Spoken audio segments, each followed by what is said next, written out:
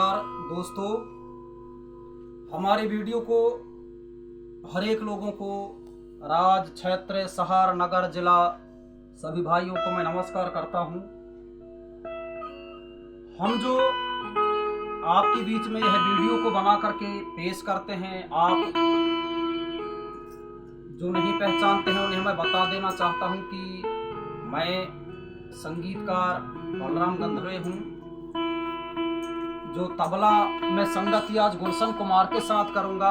जो यह बेंजू बजा रहा है, यह सुपर हमारे क्षेत्र के जिला के बेंजू मास्टर भाई मुरली मनोहर, हमारे चाचा के लड़का है। ये मेरा छोटा भाई है, ये जो आज यह बेंजू बजाएगा।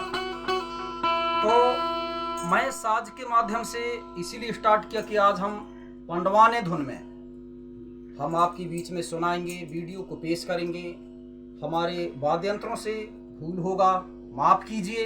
छोटे छोटे बच्चों को शिक्षा देता हूँ, बताता हूँ, संगति करता हूँ, और ऐसे ही हमारे क्षेत्र राज्य में संगीत बनी रहे और लोग बाग अच्छी से संगीत को पहचाने और अच्छी से कलाकारी काम कर सकें। तो संगवारी मन, हम आपको इतनी बता करके हम अगली कड़ी की ओर में जाते हैं और पंडवाने धुन के तर्जों पर आपके बीच में हम संगीत पेश करते हैं।